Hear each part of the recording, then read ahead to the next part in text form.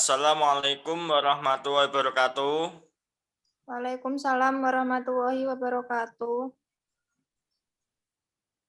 Perkenalkan, nama saya Franky Agustiawan.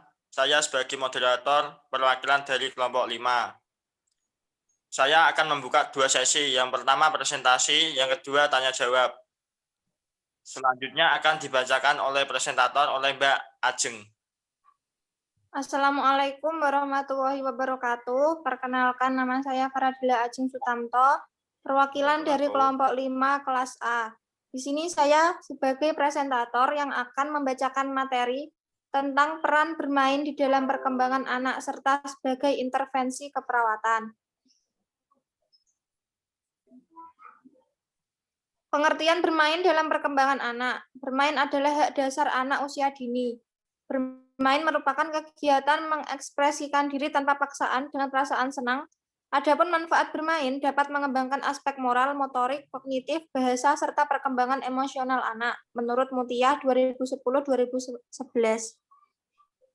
Tujuan bermain pada anak, menurut Mutia 2010-2011, pada dasarnya bermain memiliki tujuan utama, yaitu memelihara perkembangan atau pertumbuhan optimal anak usia dini melalui pendekatan bermain yang kreatif, interaktif, dan terintegrasi dengan lingkungan bermain anak.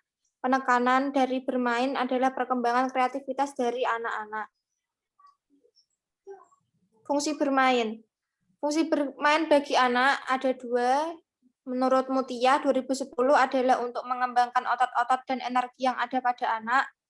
Sedangkan menurut Upton 2012 bahwa fungsi bermain adalah untuk kesejahteraan psikologis, perkembangan kognitif, perkembangan sosial dan emosional, serta perkembangan fisik. Faktor yang mempengaruhi aktivitas bermain pada anak, menurut Elizabeth Harlock 2015, jika diamati secara cermat, ada berbagai variasi kegiatan bermain yang dilakukan anak, dan ini dipengaruhi oleh beberapa faktor sebagai berikut. 1. Kesehatan, 2. Perkembangan motorik, 3. Inteligensi, 4. Jenis kelamin, 5. Lingkungan dan taraf sosial ekonomi, dan yang ke-6. Alat permainan.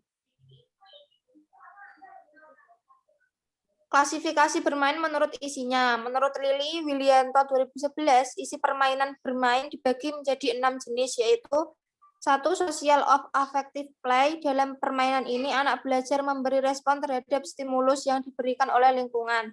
Contohnya, orang tua mengajak bermain cilukba, maka anak memberi respon tertawa, tersenyum.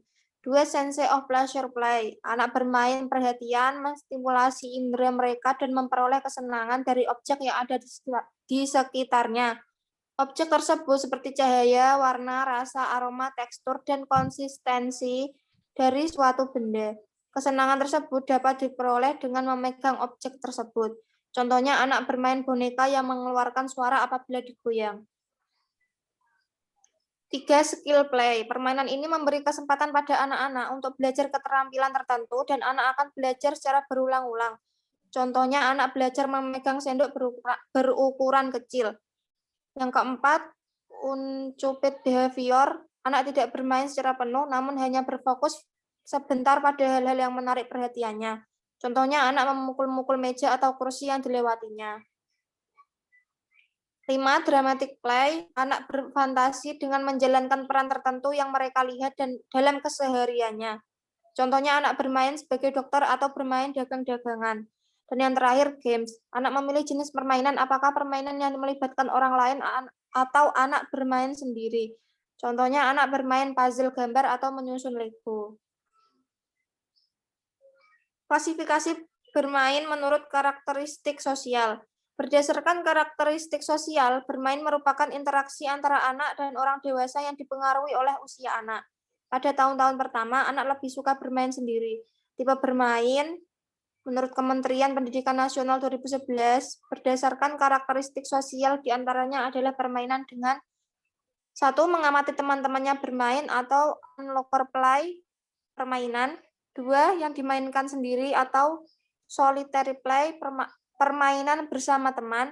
3. Tanpa interaksi atau parallel play, permainan dengan bermain bersama. Yang keempat, tanpa tujuan kelompok atau associative play, dan bermain dengan bermain bersama diorganisis atau cooperative play. Klasifikasi bermain dan alat permainan edukatif menurut tahap usia. Klasifikasi bermain ada dua, yaitu aktif dan pasif menurut Herlock 2014. Adapun yang bermain aktif yaitu bermain bebas dan spontan, bermain konstruktif, dan yang terakhir bermain khayal atau peran. Adapun yang bermain pasif yaitu membaca, melihat komik, menonton film, dan mendengarkan musik.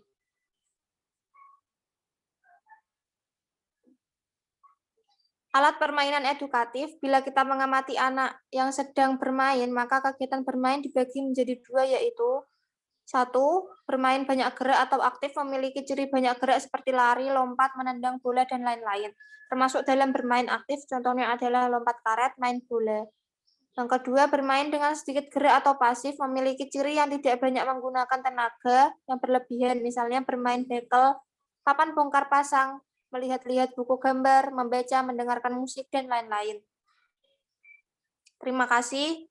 Sekian presentasi dari saya. Apabila ada salah kata, mohon maaf. Wassalamualaikum warahmatullahi wabarakatuh.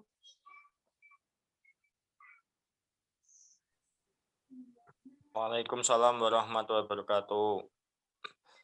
Selanjutnya presi yang kedua, tanya jawab. Maksimal 3 pertanyaan.